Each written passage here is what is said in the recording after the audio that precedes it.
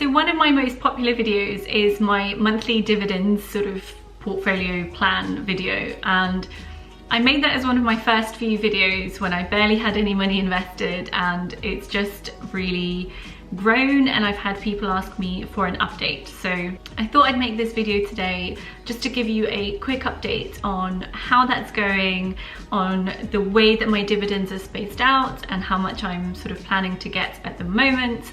So hopefully you'll find this interesting. And I also get asked questions about the dividend spreadsheet that I used. It's literally just a really simple Excel. I do sell it in my Etsy store, but the one thing to note is this isn't automated the way that I think Andre Jick and others have, because obviously that costs a lot of money. So if you've seen his, I think his you pay like a monthly fee to have access to, where you sort of put in your shares and then it gives you how much you're gonna get. With this one, it's quite manual. But people have asked me to put it up in my shop, so it is there. However, if you feel like you could do with some upskilling in Excel, whether it's for your own personal finances or whether it's to stand out at work, you might want to check out this video's sponsor. So today's sponsor is DataCamp, and the first thing I'm going to say is that both me and my dad use this platform, and therefore I can really say that it is a great platform. It actually offers the first chapter of every course for free, and you don't have to enter payment details to sign up. So you can easily sign up, check out what you think, check out the courses, whether you think they're any good, and then make the decision whether you want to sign up. They have loads of courses on different things, but as the name suggests, they focus on data stuff. So really good for things like IT and finance. As you can see, they have tons of courses on spreadsheets, and I'm personally doing a few for myself and then one for work. So the ones that I'm doing for myself are financial modeling in spreadsheets and loan amortization in spreadsheets. So these are ones that I think will be really handy when sort of modeling my financial independence plans. And then the other one I'm looking at is Power BI. So this is something that's really hot in the finance world right now, and actually we are doing a lot of work on Power BI, and it would be great if I could say I've got the skills to help out. And from what I've heard, Power BI is currently where the money is at as well. So I'm really excited to do that one and learn a little bit more about Power BI. So if you're interested in learning more about spreadsheets and financial modeling, then check out my link in the description below. Like I said, no payment details required to check out the first chapter of every course. And I would love to know what you think about it if you do try it out. Anyway, let's get going. So if you watched the previous video, I sort of mentioned that my goal at the moment was to get about £200 a month in dividend income. Now, some people seem to think that I meant that I could live off of £200 a month, and that is not the case. I know that I don't need a lot for my Poland plan. Again, if you've been on this channel before and if you followed me for a while, you know that I'm planning to sort of do early retirement or semi-retirement in Poland, where once I build my house, my costs are going to be very small. But the reason I'm aiming for £200 a month dividends at the moment is because that's about 33% of the income that I need in Poland, and it's an easier goal to achieve. You know, when you set up goals that you want to achieve, you're less likely to stick to them if they seem really far out of reach. And for me, getting that 200 a month combined with, say, the YouTube income, combined with the other passive income, combined with teaching English, will give me the income that I need to not need a 9-to-5. So hopefully that's that explained. So now let's have a look at the numbers and what I hold. So you can see here that I'm looking at, currently with the holdings I currently hold, about £147 a year in dividends, which is split into these monthly payments. So obviously some months bigger than others. This is another comment that I got a lot on that video, and it was people saying you shouldn't pick companies based on the month that they pay out dividends, and I don't. Let's just clarify that. I don't pick a company based on the dividend. I pick a company because I think it's a good company to invest in and I believe in it. So that is hopefully now what you're seeing reflected here, where some months is a lot more than others.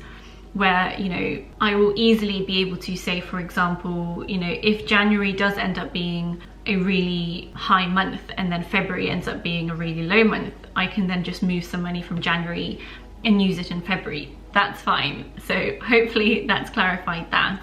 And the other thing to clarify is not all of my investments are dividend producing investments. So I do have shares in companies that don't pay dividends, and that's more for like the growth aspect. They are companies that I believe in, and also some companies that pay a dividend but a very low one. But again, that is more for the growth element. So those will be the companies that longer term I might draw down on in terms of the actual capital rather than just the dividends. The reason that I mention that is because sometimes people will say to me like, oh, how much do you have invested in order to get these dividend returns? And you know, it might seem like a lot, it might not seem like a lot, depending on your views, but I don't want people to think that all I've done is invest in like high paying dividend stocks and this is what I'm getting. I've had a little bit of a balance in the portfolio because I want to minimize risk and I also want a bit of that growth.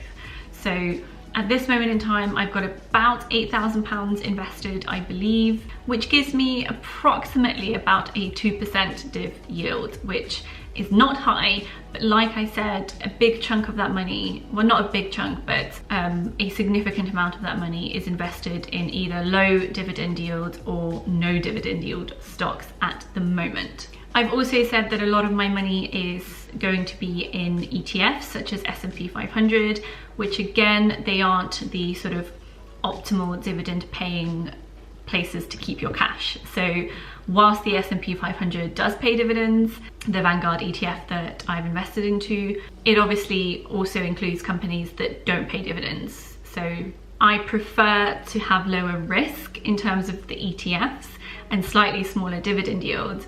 But as my money grows, I will add more money into the higher dividend yield stocks. So hopefully that clarifies that aspect. So here you will see a list of all the stocks that I have and when they are paying dividends. So obviously I've got one here, which is Realty, which pays dividends every single month. And all the others, you know, I won't go through each and every line because that's probably going to be boring and no one's going to watch it. But you've got it on the screen here. You can see the companies I invest in. You can see, you know, you can pause the video, you can have a look and see, you know, these are the companies, these are the months in which they pay the dividends, and this is how much I'm getting. And you can see at the top here that I'm basically getting anything from, you know, £7 to almost, well, just over £20 actually in 1 month. So quite varied, but just a reflection of the companies I've invested in. So for example, here you can see National Grid, they only pay dividends twice a year. So again, this is just like a forecast. So this doesn't mean I'm gonna get these amounts. This is my forecast based on sort of what's happened previously and what they've said they pay and stuff like that. So I believe National Grid has sort of paid interim dividends in January and then final dividends in August, which is why this one is higher, but who knows what will happen. Just scroll a bit down here so you can see the ones at the bottom. Dover I've not filled in yet, but it's a tiny amount anyway, so it won't make a huge difference to the numbers. And you can see here things like Visa, again, tiny amounts, but my biggest ones at the moment are Unilever, which I'm looking at about £18 a year, just under £5 each time they pay out. Realty Income, again, they have a very high dividend yield, which is why this is so high. I've spoken a lot about Realty in the past. National Grid, which is great because the majority of my National Grid investment were free shares from people using the referral links, and AT&T, which I think a lot of people know is a pretty high dividend payer. So those are my top 3. So in terms of how I actually calculate this forecast, what I do is I keep a log of how many shares I have in each of these. And then for the ETFs, it's really difficult to get the information. So with those, I literally just use the last dividends I got and keep them in there. But for the normal stocks, what I do is you can see here, for ones that are UK, it's really just as simple as going, okay, I have 23 shares here times 5p a share, which will give me a £1.08 dividend. And then for the US ones, it's a bit more complicated. So you can see in the calculation here, I've got the dividend per share that they've announced in dollars times 85%, because the trading platforms automatically take off 15% of the US withholding tax, which means you get those dividends net of that tax, and then times 0.74, which is the current exchange rate from US to pounds.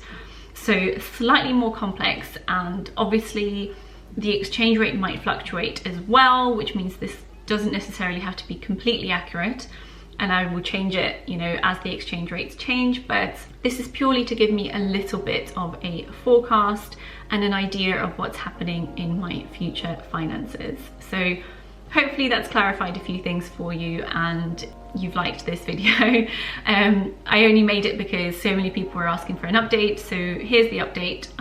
Obviously the monthly income has grown quite a bit, and I can't wait to see where it goes in this financial year. So that's it for this video, guys, and I'll see you in the next one. Bye.